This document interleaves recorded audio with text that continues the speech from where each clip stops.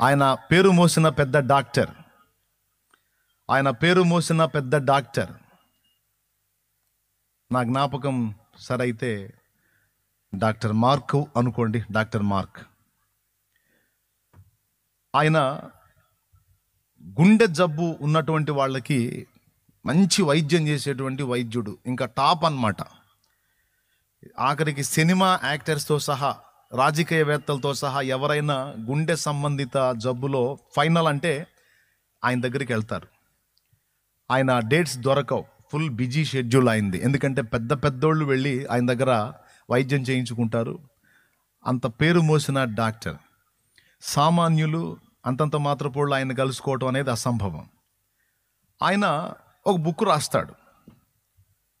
బాగా వినండి, ఆయన ఒక బుక్ రాస్తాడు. ఆ బుక్ బాగా పబ్లిక్ అవుతుంది, ప్రజల్లో మంచి గుర్తింపు పొందుతుంది. ఆ బుక్ను బట్టి ఆయనకు ఒక ప్రత్యేకమైన సన్మాన కార్యక్రమం ఏర్పాటు చేస్తారు ఒక ప్రాంతంలో.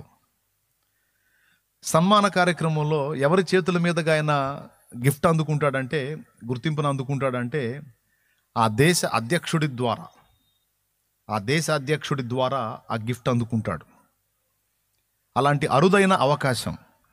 మరి దేశ అధ్యక్షుడు గిఫ్ట్ ఇవ్వటం, అది తీసుకోవటం అంటే చాలా గొప్ప ఘనత డాక్టర్ గారికి. ఆయన మంచి గుండె వైద్య నిపుణుడు, నంబర్ 1 ఉన్నాళ్ళందరిలో టాప్ 1లో ఉన్నటువంటి వ్యక్తి.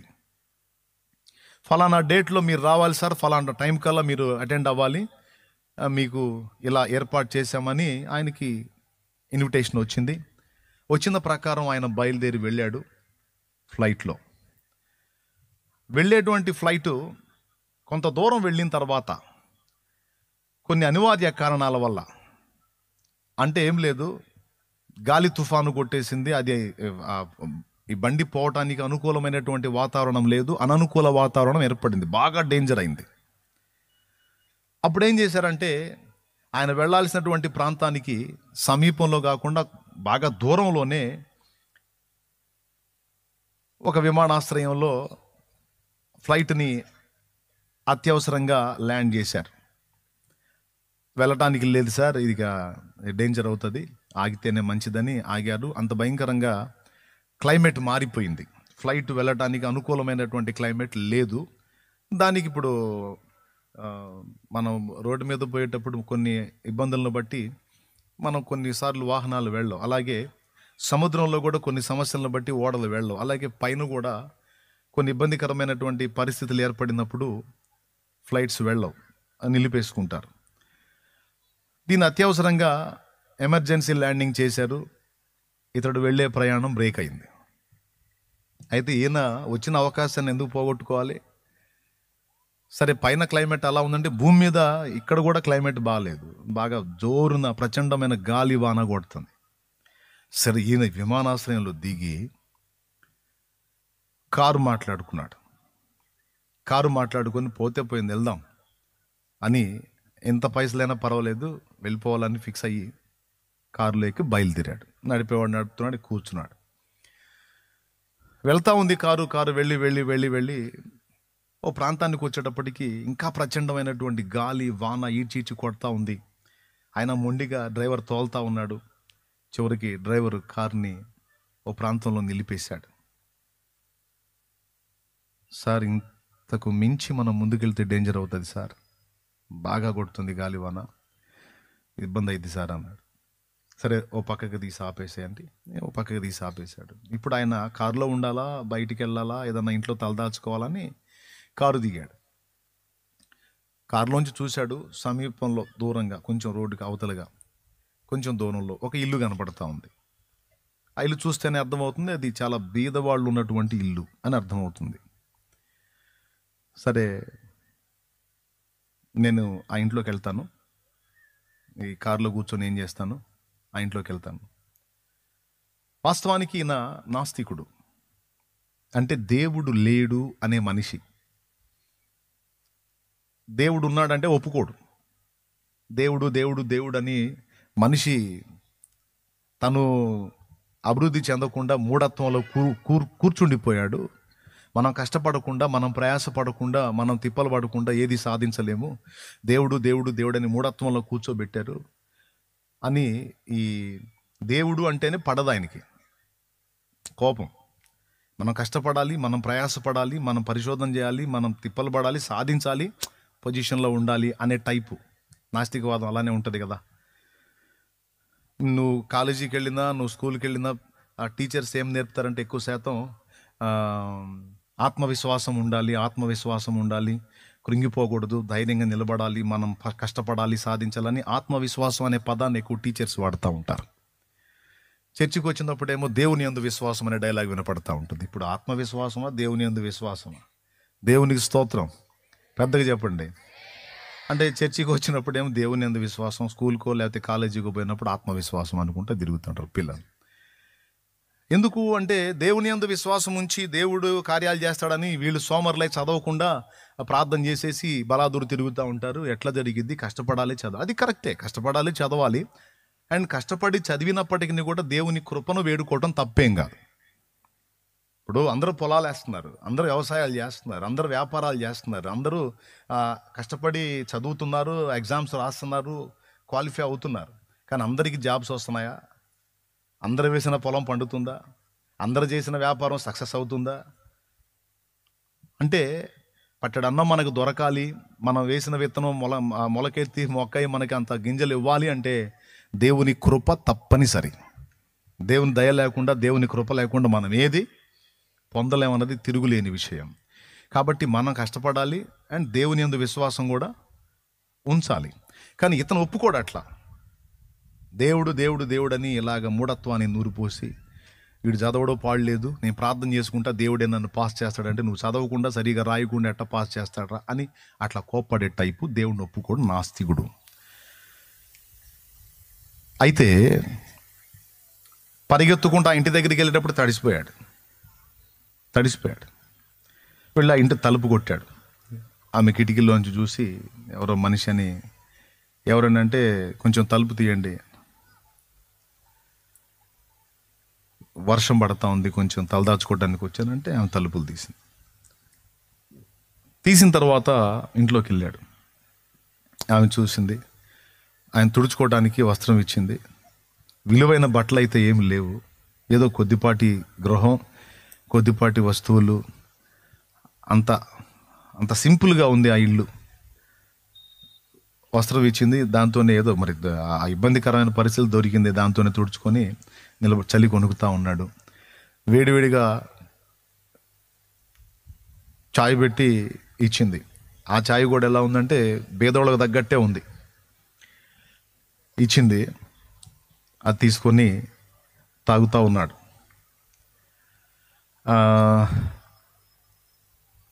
ఉయ్యల్లో చూస్తే ఒక బిడ్డ ఉన్నాడు. ఆ బిడ్డ రోగగ్రస్తంగా ఉన్నాడు, ఉయ్యాల్లో మూలుగుతూ ఉన్నాడు, వాడిని ఊపుతూ ఉంది. ఈయన ఆ ఛాయ్ తాగి కూర్చున్నాడు. తర్వాత మీకు ఇబ్బంది లేకపోతే నేను కాసేపు ప్రేయర్ చేసుకుంటానండి అంది. ప్రేయర్ అనగానే నేను ఒళ్ళు మండింది, ఏమో కూడా దేవుడు పిచ్చిది కాబోలు అని.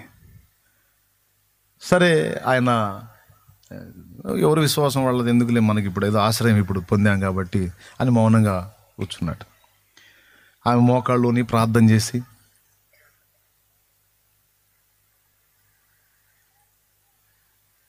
కాసేపు ప్రార్థన చేసి ఏడ్చి మొత్తుకొని ముగించుకొని లేచింది.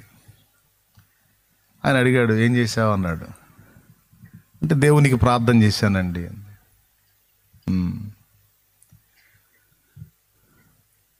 దేవుడు ఉన్నాడా అన్నాడు. దేవుడు ఉన్నాడా అన్నాడు. ఉన్నాడంటే నేను అనేదాన్ని ఉనికిలో ఉన్నాను, ఈ లోకం ఇంత క్రమంగా ఉనికిలో ఉంది అంటే దేవుడు లేకుండా ఈ క్రమం ఎలా ఏర్పడిద్ది, అసలు మనం ఎలా ఉంటాం? కాబట్టి దేవుడు ఉన్నాడని విశ్వాసం ఉంది అంతే. దేవుడు ఉన్నాడని నేను విశ్వాసం ఉంచాను, దేవుడు ఉన్నాడని విశ్వాసం ఉంది.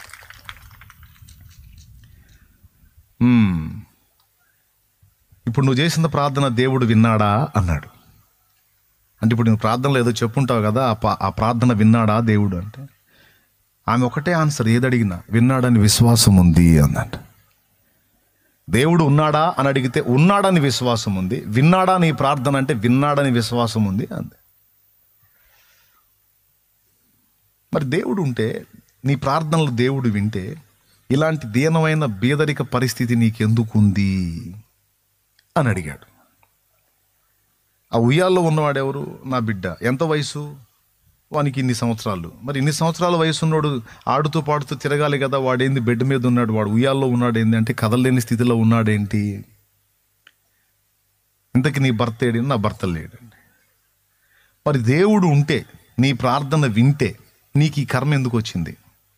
ఈ బేదరికం నీకెందుకు వచ్చింది? నీ బిడ్డ అలా ఎందుకున్నాడు? నీ భర్త ఏమైనాడు? ఎందుకు నీ లైఫ్ ఇలా అయిపోయింది అని అడిగాడు.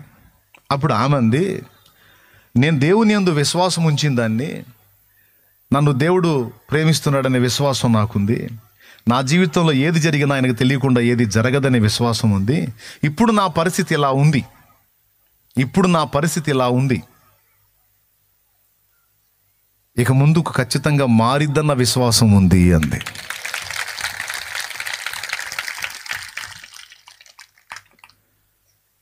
తర్వాత ఆయన మళ్ళీ ఆ బిడ్డ వైపు చూస్తూ, వీడిని చూయించావా డాక్టర్స్కి అన్నాడు. అప్పుడు ఆమె చెప్పింది, వీడిని మాకు తెలిసినటువంటి వైద్యుడికి చూపిస్తే,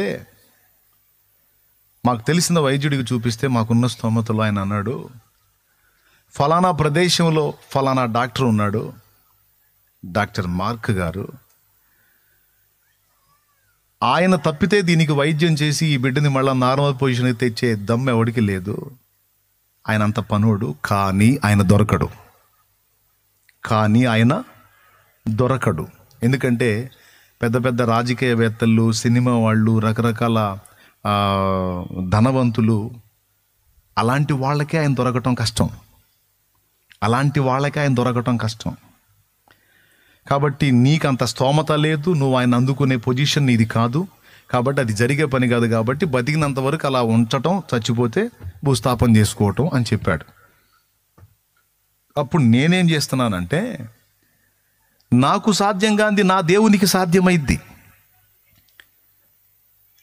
ఫస్ట్ నుంచి ఆమె ఏం చెబుతుంది? మొదటి నుంచి విశ్వాసం ఉంది, ఇదే పదం. నాకు చేతగాంది, నాకు సాధ్యంగా అంది, నా దేవునికి సాధ్యమైద్ది, నాకు ఆ విశ్వాసం ఉంది. అందుకని ఇందాక మీరు వచ్చి కూర్చున్నప్పుడు కూడా నేను మోకాళ్ళలోని ప్రార్థనలో అడిగింది ఆయన గురించి. ఏమని అడుగుతున్నానంటే, డాక్టర్ మార్క్ గారు నాకు డేట్ ఇవ్వటం, నేను ఆయన దగ్గరికి బిడ్డను తీసుకొని పోవటం, ఆయన అడిగినంత ఫీజు చెల్లించటం, అంత డబ్బు పెట్టుకొని నేను ఈ వైద్యం చేయించటం, ఇవన్నీ నా వల్ల కాదు. ముందు అసలు ఆయన ఈ బిడ్డను చూసి వీడి సంగతి అటో ఇటో చెప్పడానికి ముందు ఆయన్ని కలుసుకోవాలి. నేను కలుసుకోవడానికే సాధ్యం కాదు, పెద్దోళ్ళకే సాధ్యం కాదు, నీ వల్ల కాదని మేము వెళ్ళిన వైద్యుడు చెప్పాడు. అయితే నాకు కాదు కానీ నా దేవునికి సమస్తము సాధ్యమే అని నేను విశ్వసించాను. నా దేవునికి ఇష్టమైతే, నా దేవుని చిత్తమైతే, నా ప్రార్థన ఆయన అంగీకారం అయితే, నేను రోజు మానక పెట్టే ఈ మొర్ర, చేసే ఈ ప్రార్థన నా దేవుడు ఆలకించి, నేను ఆయన దగ్గరికి వెళ్ళలేను గనక ఆయన్నే నా దగ్గరికి తీసుకొస్తాడని విశ్వాసంతో ఎదురు చూస్తూ ప్రార్థన చేస్తున్నానయ్యా అంది. ఆ మాట వింటానే ఆయన ఏడవటం మొదలుపెట్టాడు.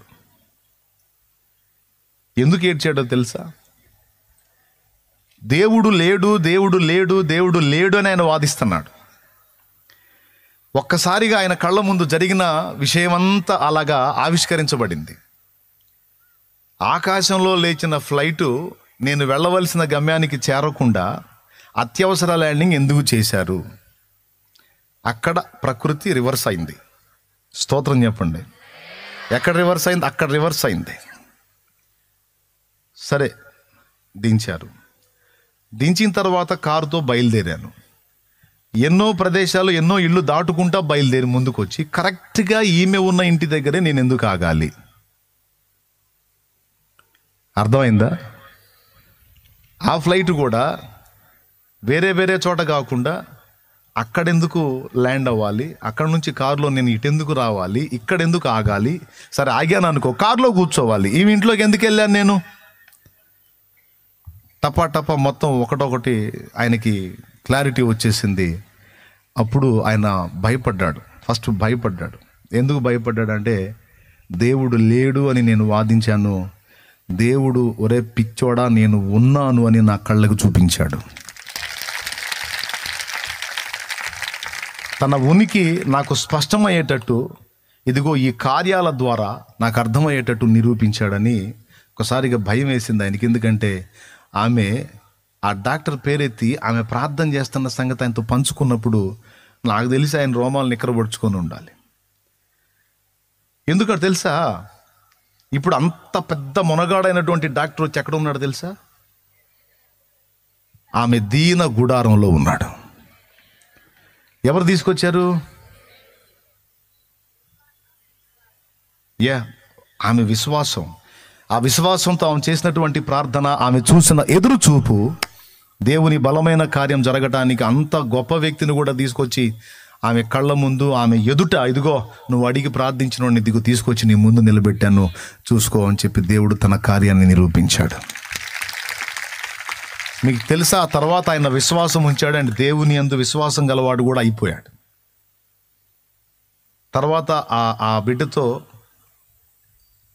ఆయన పంచుకున్న విషయం ఏంటంటే, ఆ తల్లితో, ఇంతవరకు నేను దేవుడు లేడు అని వాదించాను, రకరకాల మాటలు చెప్పాను, రకరకాల విషయాల్లో ప్రజలతో తర్కించాను, ఈరోజు నేను సిగ్గుపడుతున్నాను, ఇక నుంచి నేను ఒప్పుకుంటున్నాను దేవుడు ఉన్నాడు, అది నా లైఫ్లోనే జరిగిన ఈ ఉదంతమే సాక్ష్యం. కాబట్టి నీ బిడ్డని నేను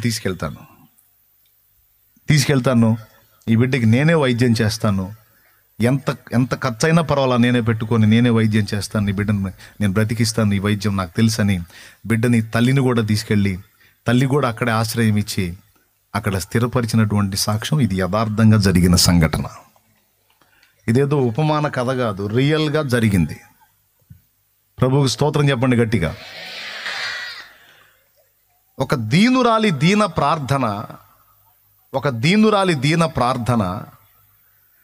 ఎక్కడో ఉన్నటువంటి వాడిని తీసుకొచ్చి ఇక్కడ ఆమె కళ్ళ ముందు హాజరు చేసినట్టు, మరి ఇక్కడున్నోళ్ళు ఎవరు ప్రార్థన చేశారో ఏమో, ఈ అచ్చంపేట వాళ్ళు లేకపోతే ఈ చుట్టుపక్కల వాళ్ళు, ఎక్కడో ఉన్న నన్ను తీసుకొచ్చి ఎక్కడ కూర్చోబెట్టాడు ఆయన మీ దగ్గర. ఇది దేవుని కార్యమే. అంటే నేనేదో పెద్ద మొనగాడని చెప్పట్లేదులే, కానీ నేను వెళ్ళి సిటీస్లో వాక్యం చెప్పడానికి చాలామంది ఆహ్వానం చేశారు, ఇన్విటేషన్ ఉంది, వెళితే ఏ విధంగా ఉంటుందో మీకు తెలుసు. ఎచ్చుల కోసం చెప్పట్లా, యథార్థం చెప్తున్నా. దేవుడు నాకు ఇచ్చిన కృప అలాంటిది. అయినా అవన్నీ పక్కన పెట్టి తీసుకొచ్చి అచ్చంపేటలో కూర్చోబెట్టాడు ఈ రాత్రి. కూర్చొని చెప్పురారే అని. ఈ ప్రార్థన ఫలం కాదంటారా? ఎవరన్నా అడిగుండ్రా అంటావా ఇంతమందిలో? అయా శాలేమో నన్ను బట్రా ప్రభావ ఈ ప్రాంతాన్ని, కానీ ఏమో అడిగుండొచ్చు. ఎంతమంది అడిగారు? చేతులు ఎత్తండి. అద్దుగో, మరి ఇంతమంది చేతులు ఎత్తుతున్నారేమంటే ఇట్లా బుక్ చేస్తారా నన్ను? అంటే విశ్వాసము ద్వారా జరిగేటువంటి కార్యాలలో ఏదైనా సరే దేవుడికి అసాధ్యమైనది ఏది లేదు అని చెప్పే కాడ యేసయ్య అన్నాడు, నమ్ముట నీ వలనైతే. అదే ముందుది వెనక, వెనకది ముందు. నేను చెప్పాను, ఏది అసాధ్యమైంది లేదు, నమ్ముట నీ వలనైతే. అవసరంలో కొనసాగింపు, వెనకది ముందు చెప్పా అంతే. ఏ అసాధ్యమైనది ఉండదు నమ్ముట నీ వలనైతే. విశ్వాసం ఉంచటం నీ చేతనైతే, నువ్వు విశ్వసించగలిగితే నా శక్తి నీ మీద పనిచేసిద్ది, నీ ఇంటి మీద పనిచేసిద్ది అనేది ఒక అద్భుతమైన సాక్ష్యం. అంటే దేవుడు చేయలేనివి ఉన్నాయి. ఏంటి చేయలేనివి అంటే, అవిశ్వాసుల జీవితాల్లో ఆయన కార్యాలు చెయ్యలేడు అనేది స్పష్టం. ఇప్పుడు ఆమె మొదటి నుంచి కూడా ఏం చెప్పుకుంటా వచ్చిందంటే, దేవుడు ఉన్నాడా అంటే ఉన్నాడని నేను విశ్వసిస్తున్నాను అంది. నీకు ఈ దీనస్థితి ఎందుకు వచ్చింది అంటే, ఈ స్థితి నాకు దేవునికి తెలియకుండా రాలేదు, తప్పకుండా దీన్ని మార్చగలడని విశ్వాసం ఉంది అంది. నీ ప్రార్థన దేవుడు విన్నాడా అంటే, వినబడింది అని నాకు విశ్వాసం ఉంది. మరి నువ్వు అడుగుతున్నావు, నీ ప్రార్థనకి జవాబు వచ్చింది అన్నాడు. ప్రార్థనకి జవాబు వచ్చింది ఏందని ఆమె ఆశ్చర్యంగా చూసింది. ఇన్నాళ్ళు నువ్వు ఎన్ని రోజుల నుంచి చేసావో నాకు తెలియదు, నీ ప్రార్థనకి జవాబు వచ్చింది, దేవుడు నీ పక్షంగా కదిలాడు, నిజంగా దేవుడు ఉన్నాడు అని ఆయన కన్నీళ్లతో చెప్పాడు. ఏం జరిగిందో ఆమెకు అర్థం కాల. చివరికి ఆయన చెప్పాడు, నువ్వు డాక్టర్ మార్క్ అని ప్రార్థన చేస్తున్నావుగా, ఆయన్ని నేనేనమ్మా తీసుకొచ్చిందన్న నీ ముందు నిలబెట్టాడు దేవుడు అని చెప్పి ఒప్పుకోవాల్సి వచ్చింది. ఈ రాత్రి ఈ విషయాన్ని నేను మీతో ఎందుకు పంచుకుంటున్నానంటే, విశ్వాసము, దాని యొక్క శక్తి, దాని యొక్క ప్రభావం మనం గుర్తించాలి. ఎందులోనైనా మనం లాస్ అవ్వచ్చు, ఏదైనా మనం బలహీనపడవచ్చు, ఏదైనా మనం కోల్పోవచ్చు, కానీ సమస్తాన్ని మనకు సాధ్యపరిచే దేవుని యందలి విశ్వాసాన్ని మాత్రం ఎన్నడూ కోల్పోకూడదు.